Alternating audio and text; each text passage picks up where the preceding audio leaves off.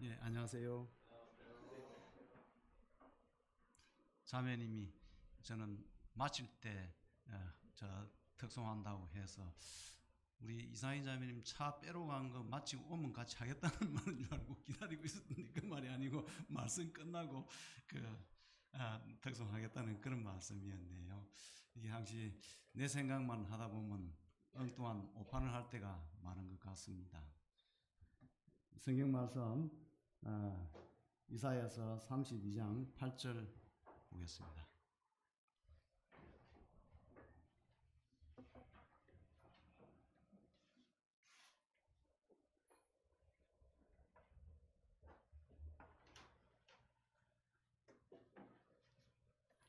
이사야 32장 8절. 차이신 줄 알고 제가 봉독하도록 하겠습니다. 존귀한 자는 존귀한 일을 계획하나니 그는 항상 존귀한 일에 서리라.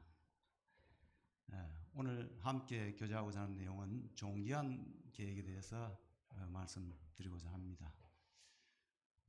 시간이 새해 들어서 많이 갔죠. 19일이니까 잠시 간 것 같습니다. 한 해 계획들 세우시고 어떻게 실천을 좀 잘 하시는 것 같습니까? 그렇지 못하십니까? 며칠 안 있으면 한 열흘 있으면 또 우리 고유 명절인 설이 다가옵니다. 이번 설은 27일 날 임시 공휴일로 해가지고 6일 동안 그 연휴가 돼 있더라고 보니까요. 토요일부터 해서 많은 사람들이 6일 연휴 쉽지 않기 때문에 여행 갈 계획들을 많이 잡아서 또 이래저래 설의 계획들을 많이 잡은 걸로 알고 있습니다. 우리가 이 주님 안에서도 계획을 잘 잡아야 된다고 생각이 듭니다. 어떤 분들은 성경 말씀 잠언 16장 있는 말씀을 이야기를 하면서 사람이 그 길을 계획할지라도 그 길을 인도하시는 분은 여호와 하나님이다. 이래서 우리가 아무리 계획을 잡아도 그 인도하시는 분은 하나님이기 때문에 무계획으로 하나님 인도하심을 따라서 산다. 아주 영적인 말 같은데 맞습니까? 어떠세요? 예, 뭐 맞을 수도 있습니다만은 하나님은 마태복음 25장에 보면요 달란트 비유를 하고 있습니다. 5달란트, 2달란트, 1달란트 주었습니다. 그래서 너희 가서 장사하며 남기라고 그렇게 했습니다. 장사해서 남기려면 어떻게 해야 됩니까? 어디로 가서 어느 길목에서 어떤 물건을 팔아야 될지 뭐 어떻게 장사해야 될지를 계획을 해야 되겠지요. 그런데 1달란트 받은 사람은 어떻게 했습니까? 우리 하나님을 보고 주님은 굳은 사람이라서 내가 이거 그할 것이 땅에 묻어놨다 그랬죠.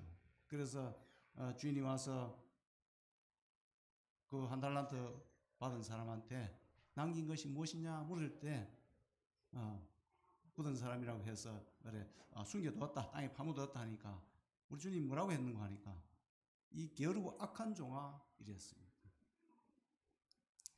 우리에게는 물론 하나님 뜻을 따라 이루어져야 되는 그런 일들이 있습니다. 하나님 허락하셔야 되는 일이 있고요. 그렇지만 우리에게 자유의지를 주었습니다. 아담과 하와를 만들고 이제 동산 가운데 선악을 알게 하는 나무를 두어서 선택권을 주고 자유권을 주었어요. 내가 허락한 범주 내에서 그 안에서 너희가 자유롭게 할 수 있도록 그렇게 했습니다. 이것이 우리에게 주어진 계획이지요. 그래서 우리가 계획할지라도 하나님이 그 길을 인도하신다는 이 말로서 우리가 계획을 세우지 않고 이 1달란트 받은 종처럼 땅에 숨겨두는 이런 일을 한다면 참으로 악하고 어리석은 자입니다. 그래서 우리는 주님이 허락한 범주 내에서 계획을 세우고 그 일들을 충실히 해서 하나님 기뻐하시는 그 달란트를 남기는 것이 우리 삶의 목적입니다. 그런 같지요? 뭐 동의하십니까? 예, 그런 것 같습니다. 저는 볼 때. 오늘 여기에 8절에 보게 되면은 존귀한 자는 존귀한 계획을 세운다고 했습니다. 그리고 항상 존귀한 일의 설이라고 그렇게 했습니다. 존귀한 자가 어떤 자일까요?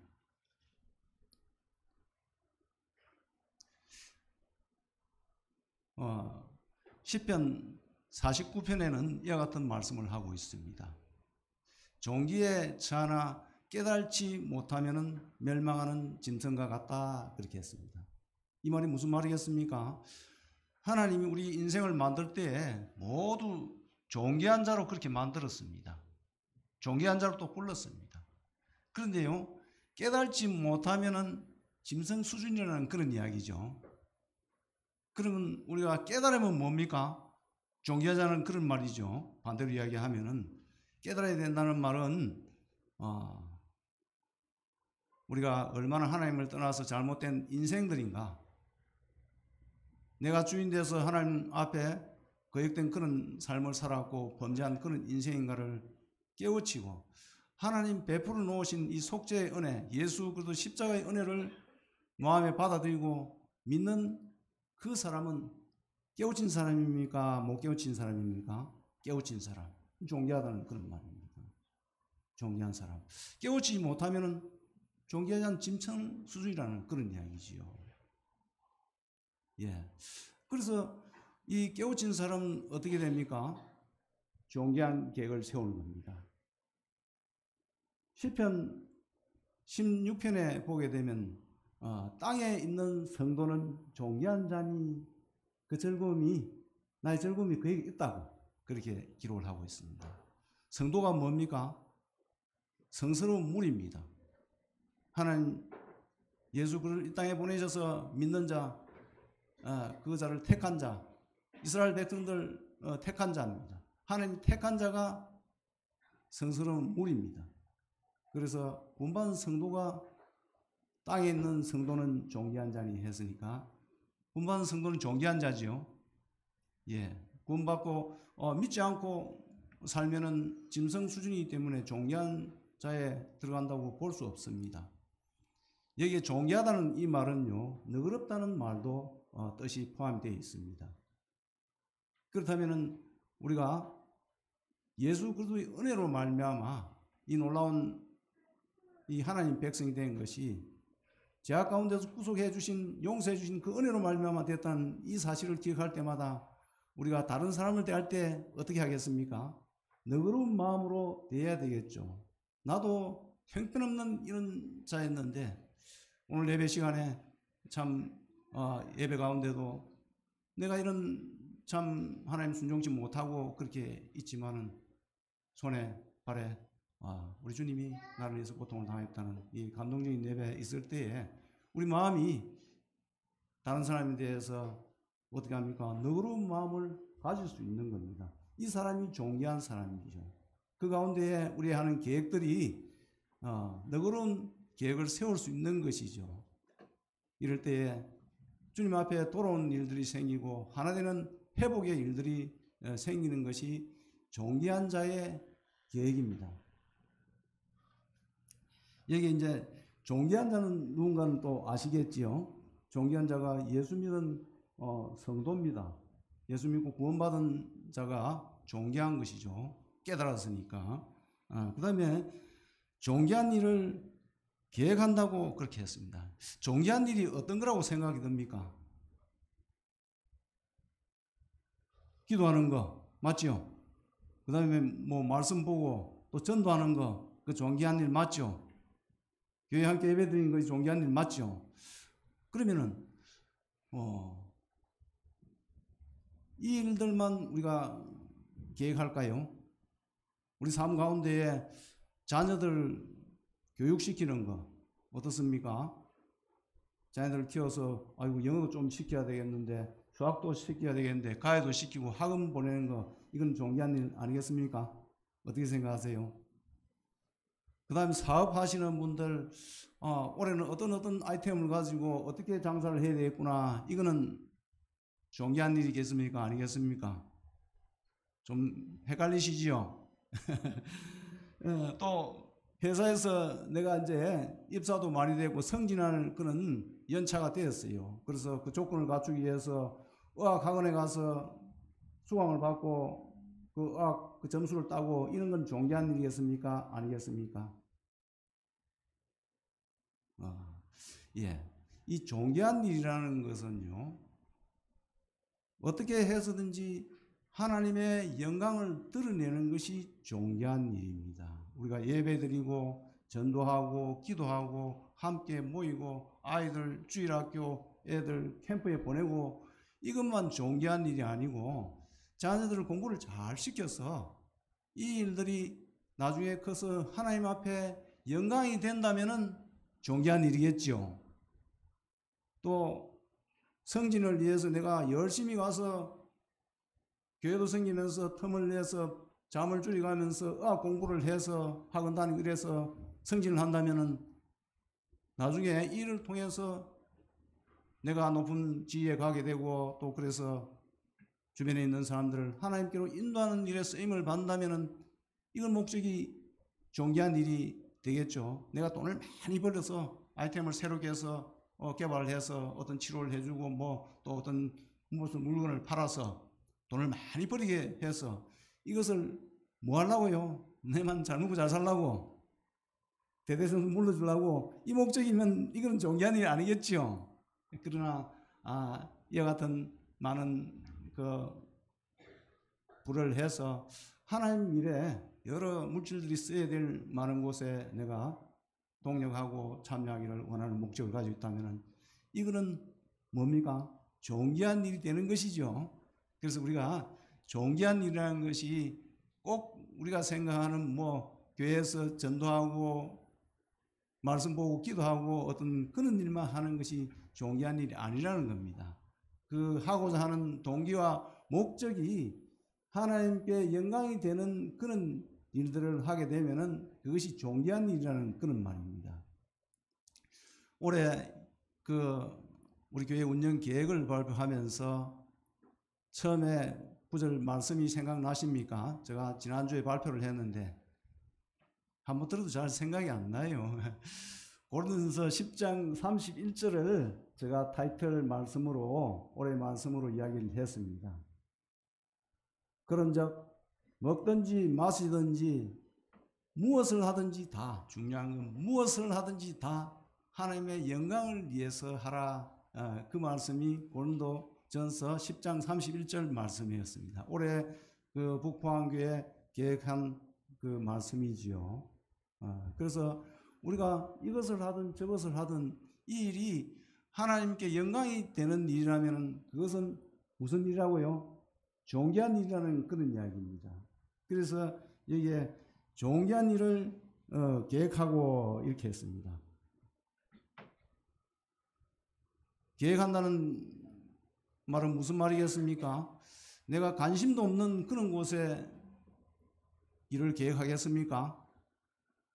뭐 그럴 수도 있어요. 혹시 의무적으로 해야 되는 그런 일이 회사라든가 이런 데서 그럴 수 있지만은 대체적으로 사람들은 자기가 관심 있는 일에 계획을 하게 되어 있습니다. 예를 들면 설 연휴지 않습니까? 6일 동안 연휴인데 내가 어디 이번에 필리핀 해외여행 가족들과 같이 갔다 와야 되겠다. 뭐 선교지를 방문해야 되겠다. 이런 계획들이 세우는 게 뭐 때문에 그렇습니까? 내가 해외여행 한번 가고 싶다는 겁니다. 필리핀 한번 가보고 싶다는 겁니다. 선교지 한번 방문해보고 싶다는 겁니다. 내가 관심이 있는 그곳에 사람들은 계획을 세웁니다. 맞습니까? 관심 없는 곳에 사람들은 별로 계획 세우지 않죠. 그래서 존귀한 일에 계획을 세운다는 그런 말은 어쩌면은 이게 어떻게 하면은 하나님께 영광이 될까 생각하고 그 일을 생각하면서 계획을 세우는 것이 존귀한 계획입니다.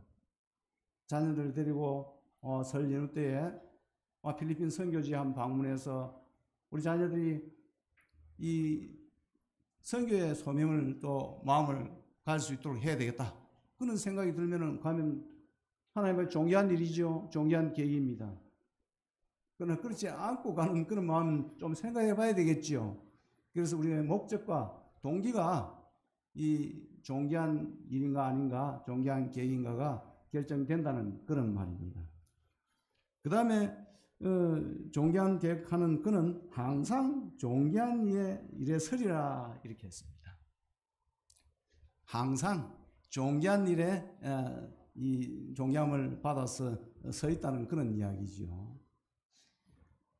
얼마 전에 우리 모임에 원로이신 박준영 형제님, 또 얼마 있다가 또 송찬호 형제님 주님 부르셔서 소천하셨습니다.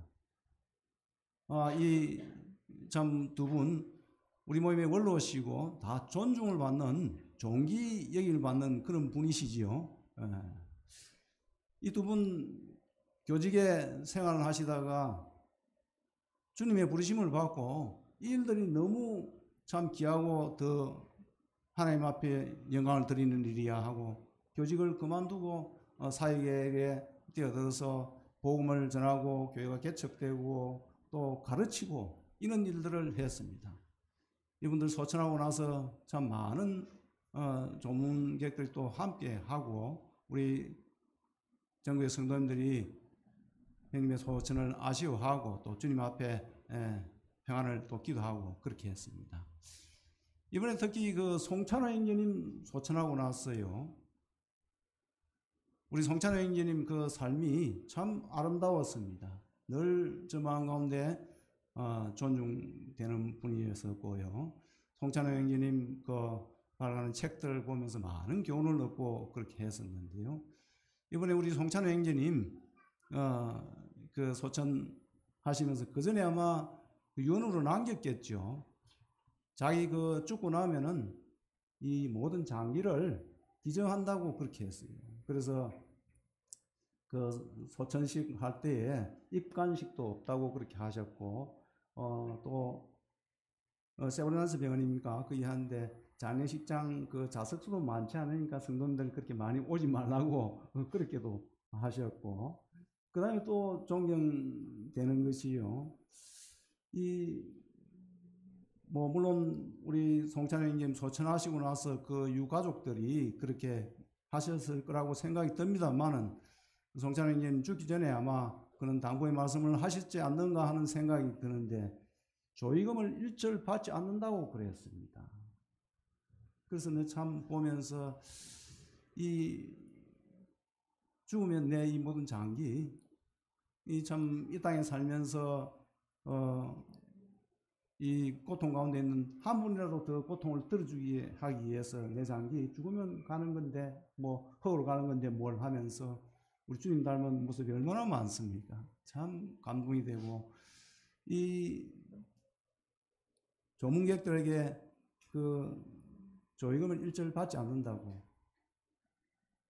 우리 원로시기 때문에 모임이 원로시기 때문에 지역교회에서 개인적으로 얼마나 그 조의금 많이 하려고 하겠습니까? 그럼 뭐 수천만 원이 될 수 있습니다. 그렇지만 때로는 조의금이 어떤 분한테는 많이 부담도 되고 지역교회 또 어려운 사정 가운데에 주님 섬기고 복음 전하는 곳에 더 유익하도록 하기 위해서 소행제님 가시면서 받지 마라 했지 않을까 하는 생각이 듭니다.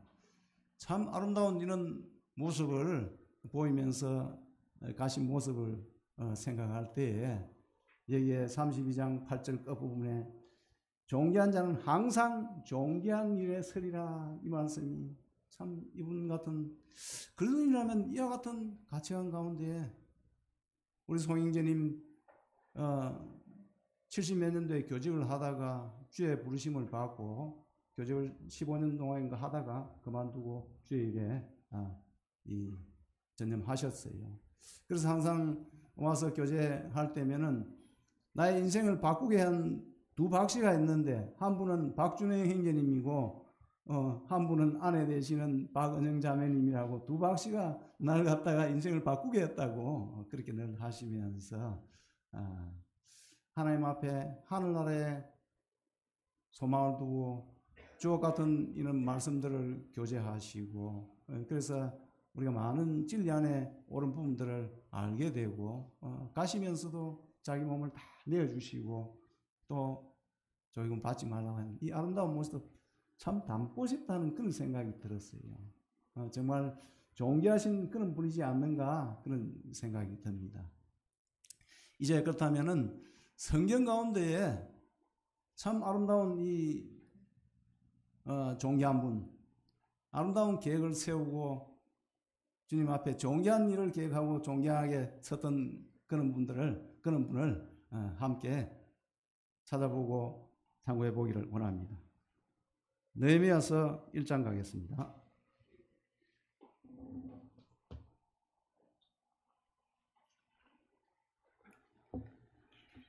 1장 2절, 느헤미야 1장 2절.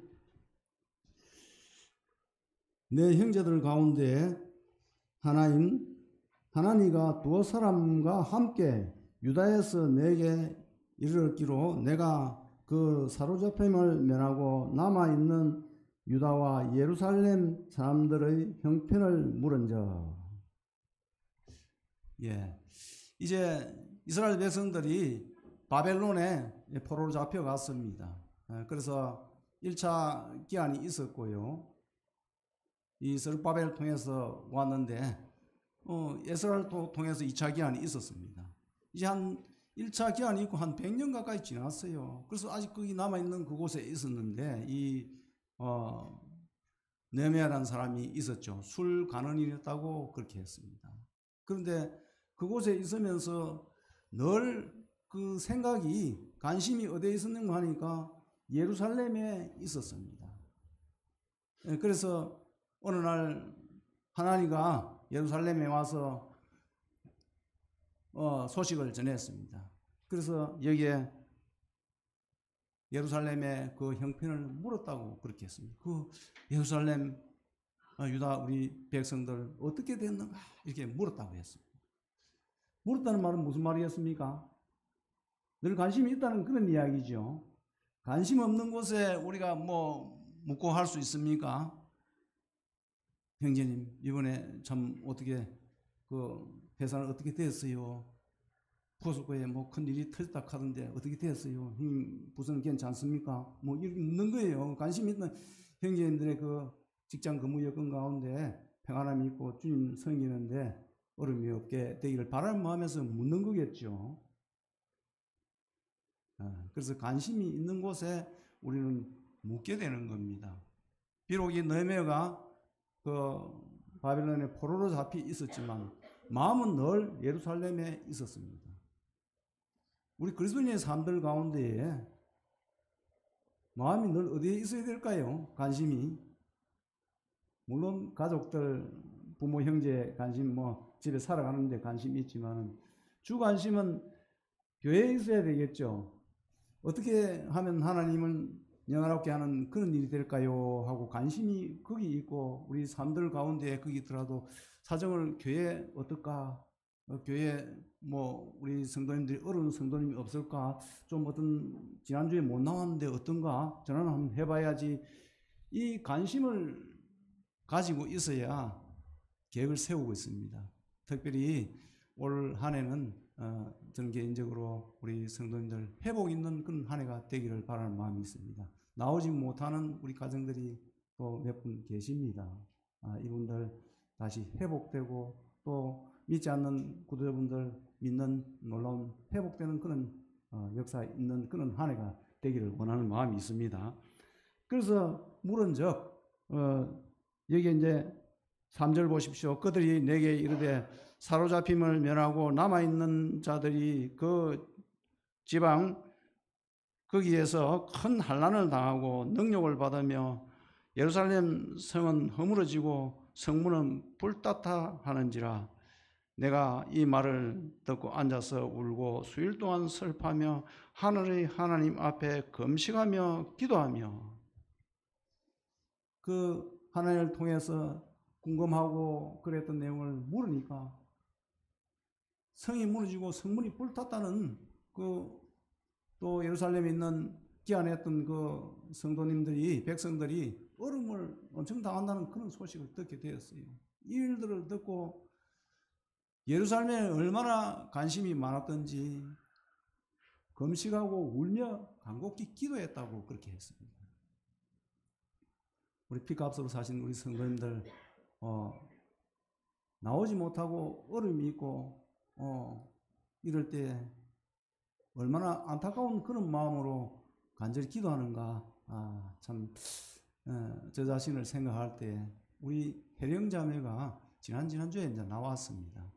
나와서 오니까 그동안에 한 10여 년 동안 이렇게 있다 보니까 깜빡 잊어버렸어요. 기도도 못하고 내가 이 간절한 마음이 있었나 하는 생각이 들고, 그런데 올 때에 너무 기뻤어요. 그래서 혜령자매 오니까 와서 옆에 아주 특유의 그 참 친근함이 있어서 형제님하고 이렇게 했을 때 내가 지금 혜령자매를 안 놓을 때 몇 달 동안은 기도를 간절히 했는데 이 10년 가까이 되는 이 세월 동안에 잊어먹고 기도도 안 했다는 생각이 들어서 너무 죄송하고 참 내가 이 느헤미야는 이런 소식을 듣고 울며 기도하고 금식하고 기도했다 하는데 이게 뭔가 그런 생각이 들었습니다. 그래서 이 느헤미야 생각 가운데 어떤 생각이 들었겠습니까?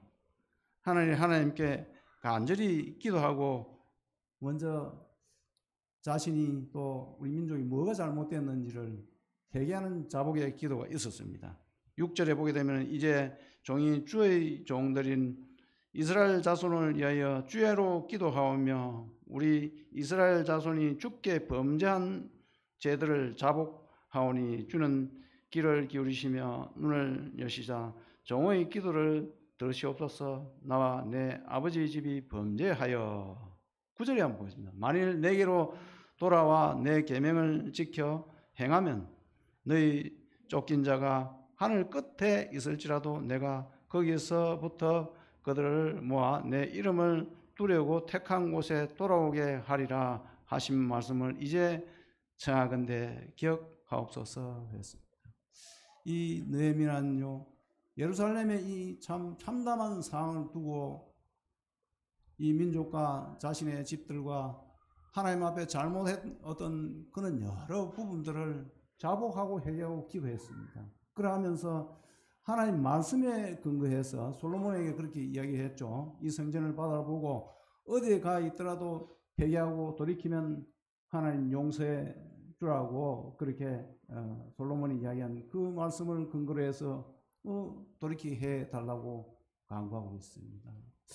우리에게 회복에는요, 우리의 이 잘못된 부분을 자복하는 그런 마음이 있어야 되고, 말씀을 근거해서 하나님 이렇게 하시지 않았습니까? 회복 이렇게 해 주십시오 하는 이 강구가 필요하다는 그런 말입니다. 그래서 이제 이런 느헤미야 마음 가운데 성전을 그 성벽을 회복시키고 문을 새로 닫고 다시 이 재건하고자 하는 그런 마음에 계획을 가졌습니다. 어떻게 해야 될까? 그런 마음이 있었습니다. 2장 8절 보겠습니다.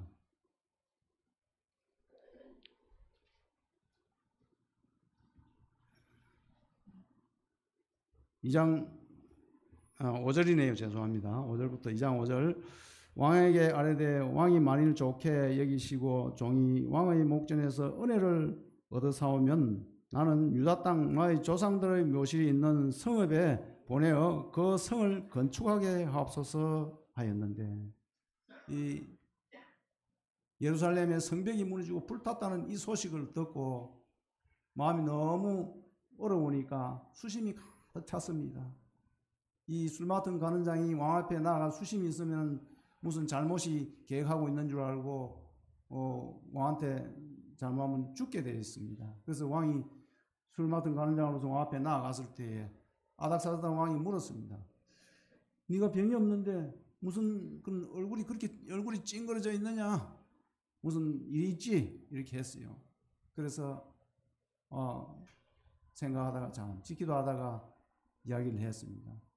내가 사는 내 고향인 그 예루살렘 또 내 조상들이 모실 있는 그곳에 성벽이 무너졌다고 합니다. 불타고. 그래서 그것을 건축하게 하옵소서 하고 이제 그렇게 간청을 하는 것이죠.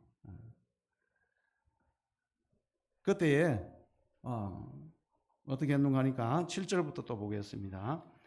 내가 또 왕에게 아뢰되 왕이 만일 좋게 여기시거든 강 서쪽 총독들에게 내리시는 조서를 내게 주사 그들이 나를 용납하여 유다에 들어가기까지 통과하게 하옵시고 또 왕의 살림 감독 아삽에게 조서를 내리사 그가 성전에 속한 영문의 문과 성곽과 내가 들어갈 집을 위하여 뜰보로 쓸 제목을 내게 주게 하옵소서 하며 내 하나님의 선하신 손이 나를 도우심으로 왕이 허락하고.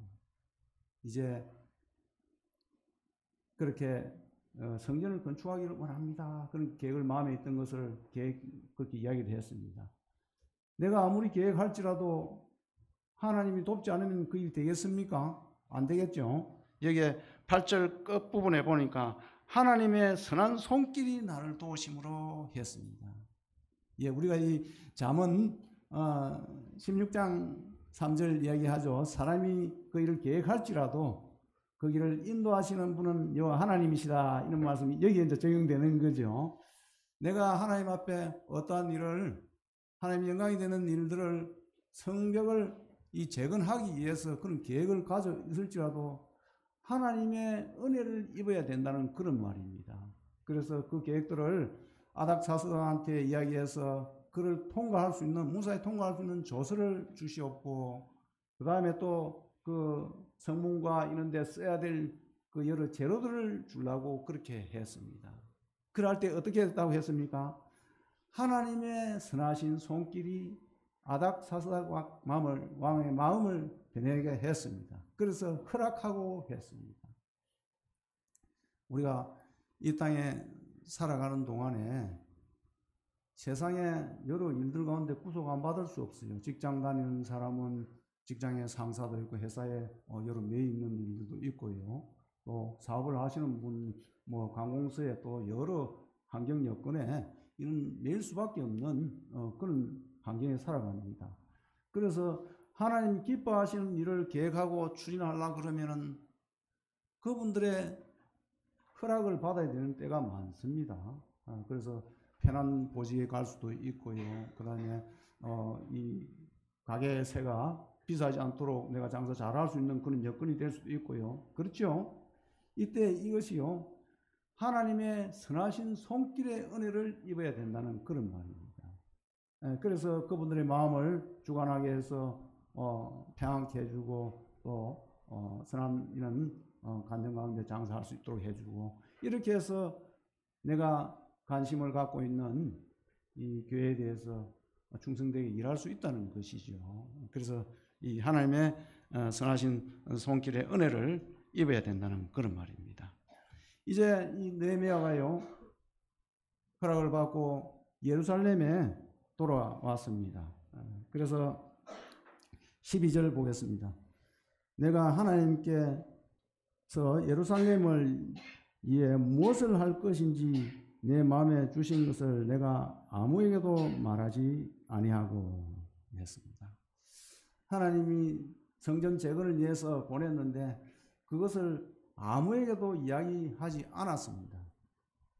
우리가 하나님의 일들을 계획할 때요, 이것을 쉽게 경솔히 이야기하고 하게 되면은 사탄이 틈탈 수 있습니다. 그래서 이 부분을 어떻게 계획하고 기도하고 언제 해야 될 것인가를 잘 생각하고 이 계획들을 하는 것이 매우 중요하지요. 그래서 16절의 끝부분에 보게 되면요, 그 외에 일하는 자들에게 알리지 아니하다가 그 후에 이 말은요, 하나님 때가 되었을 때, 그 여건이 되었을 때에 이야기한다는 그런 말입니다. 그래서 하나님의 영광을 돌리는 귀한 계획들을 할 때에 잘 생각하고 또 깊이 생각하고 때가 됐을 때 하는 것이 매우 중요하죠. 17절 읽겠습니다. 후에 그들에게 이르기를 우리가 당한 공경을 너희도 보고 있는 바라. 예루살렘이 황폐하고 성문이 불탔으니 자 예루살렘 성을 건축하자 하여 다시 수치를 당하지 말자. 그렇게 했습니다. 우리가 어떤 일을 우리가 이 성전 회복을 위한 일들을 합시다 할 때에 명분이 확실해야 되겠죠. 명분 없는 이 가자 하게 되면은 다 따라올 수 없습니다. 우리가 이 일들을 하고자 함에 있어서 명분이 확실한가? 참으로 딴 성도님들 공감이 되는가? 이 중요하지요. 그래서 우리가 수치를 면하자. 우리 성도님들 못 나오는 성도님들 생각할 때에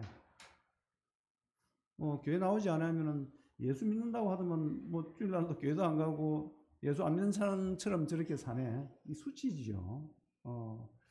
그래서 그런 부분들을 수치를 면하기 위해서 회복이 되어야 됩니다. 그래서 우리가 찾아가고 어떻게 할 것인가 또 사랑을 베풀고 회복되어서 하나님께 영광이 돌리는 그런 부분이 되어야 되겠죠. 18절에 보게 되면 또 그들에게 하나님의 선한 손이 나를 도우신 일과 왕이 내게 이런 말씀을 전하였더니 그들의 말이 일어나 건축하자 하고 모두 힘을 내어 이 선한 일을 하려 하며 했습니다. 선한 일이 뭐겠습니까?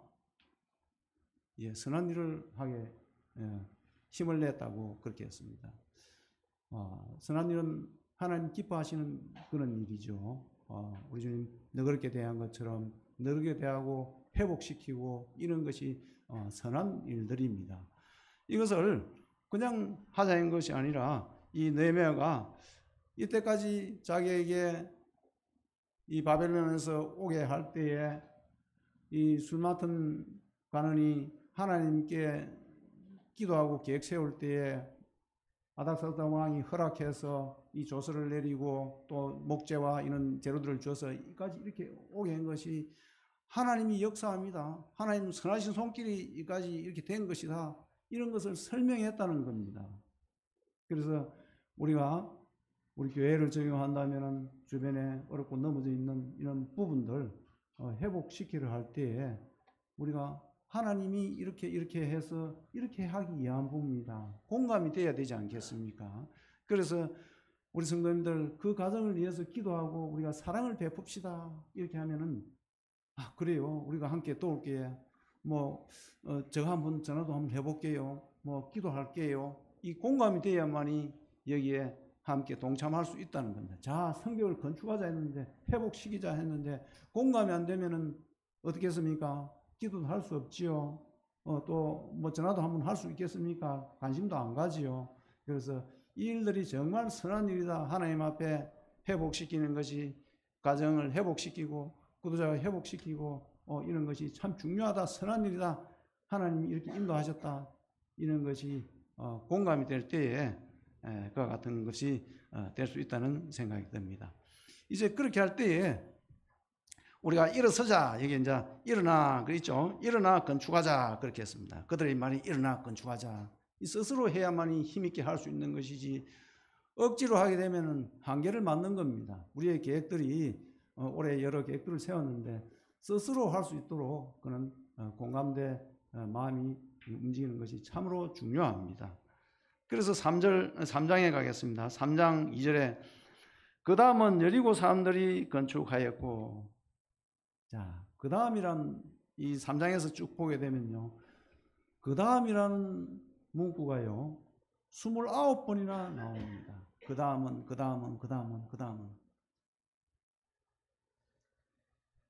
5절과 27절에는 보면 더고와 사람은 한 부분을 중수하고 2번 나옵니다. 어떤 사람은 2번을 중수를 했어요. 이 성벽을 건축을 하는데요, 그 다음은 누가 하고 그 다음은 누가 하고 이 말은 무슨 말이겠습니까? 어떤 사람 혼자 한다는 말이겠습니까?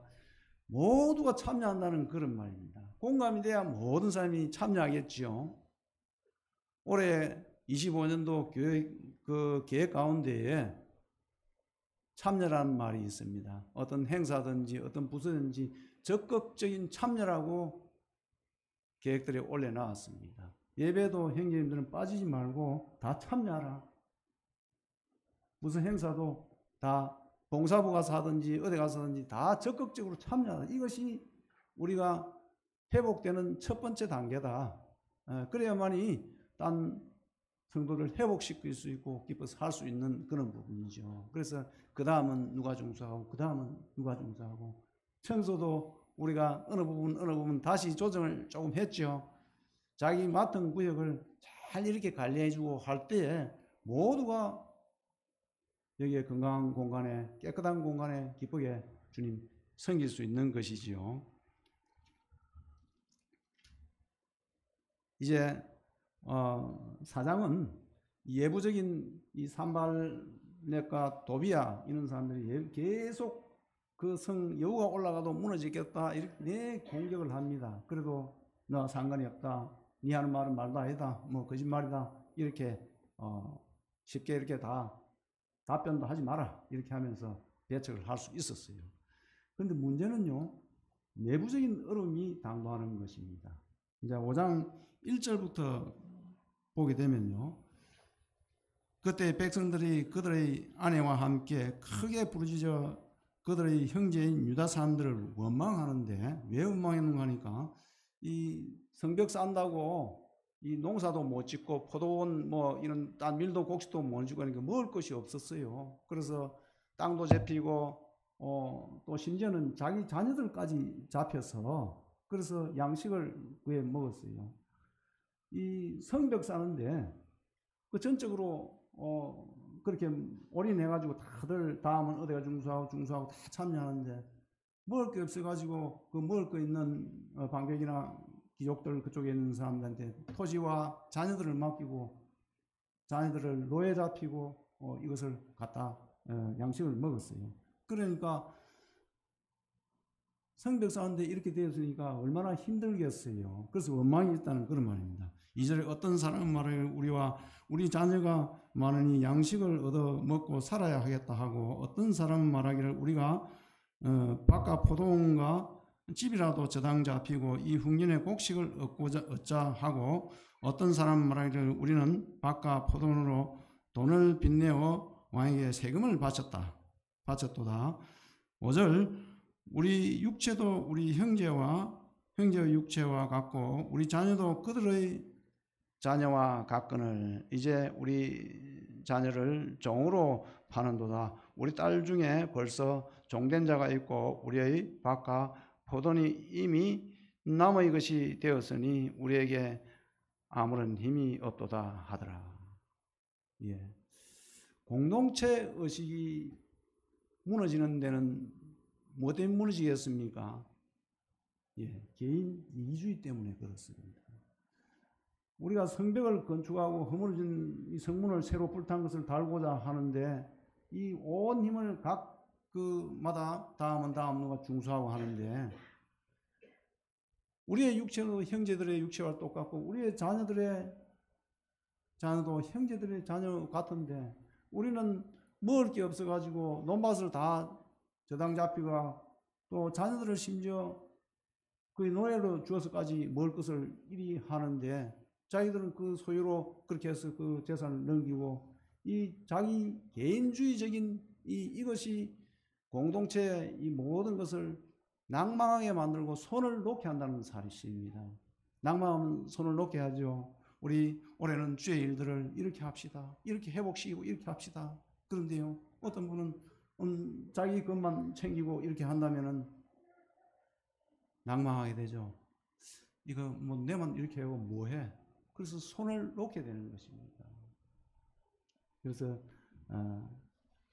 우리 성도님들 올해 특별히 개인 그런 부분이 있다면은 조금 접어두시고 어떻게 하든지 어렵고 이럴 때 하나 돼서 이것을 하고자 하는 그런 마음을 갖고 딴 분 그렇지 못한 분 있을 때 사정을 살펴주고 도와주고 나는 그런 능력이 되더라도 조금 절제해서 그렇지 않게 하고 이런 것이 한마음 되는 이 회복되는데 매우 중요하다는 그런 말입니다. 그래야만이 성벽이 완성이 되고 성문이 달려서 우리가 이 부끄러움을 당하지 않는 그런 부분이 될 수 있는 것이죠.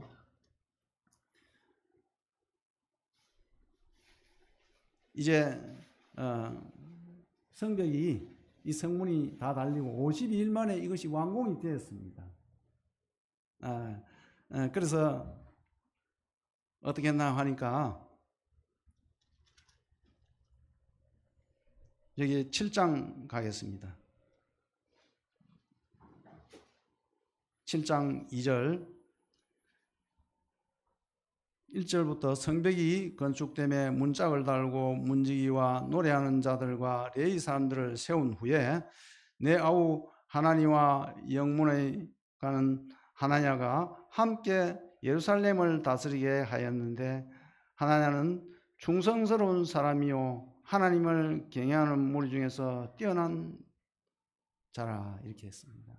예, 다 성벽이 완성되고 나서 감독자를 세웠습니다. 하나니와 하나냐를 두 사람을 세웠습니다. 왜 세웠겠습니까?